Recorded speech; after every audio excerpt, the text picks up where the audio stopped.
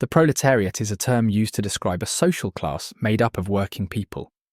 These individuals usually do not own the businesses or factories where they work, and they earn wages for their labour.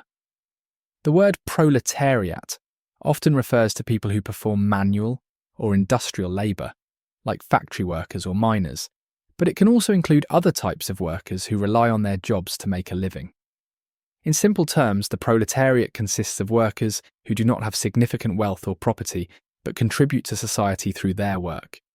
The concept of the proletariat became central to the ideas of scholars during the 19th century, particularly in Marxist theory.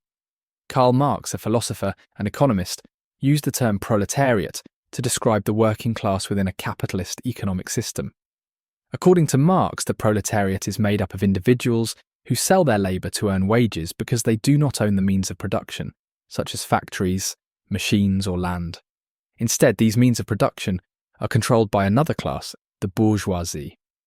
Marx believed that the relationship between the proletariat and the bourgeoisie created economic and social inequalities, which could lead to class struggles. His ideas about the proletariat became widely studied and influenced political and economic discussions for many years. Now let's look at some examples of the proletariat in different settings. One example of the proletariat is a factory worker who assembles parts for machines. This person works long hours on an assembly line, earning wages for their effort, but not owning the factory or the products they help create. Their job is crucial for producing goods that people use every day. Another example is a farmhand who works for a landowner. This worker plants, tends, and harvests crops, but does not own the land they work on or the equipment they use. Their labour supports the agriculture industry and provides food for the community. A final example is a delivery driver who transports goods to customers. They rely on their wages to support themselves and their families. Although they contribute to the economy by ensuring products are delivered, they do not own the vehicles or the businesses they work for.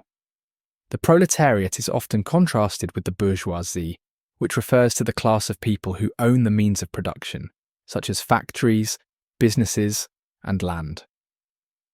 Unlike the proletariat, the bourgeoisie does not typically rely on wages from labour to make a living. Instead, they earn income by owning and controlling assets that generate profit.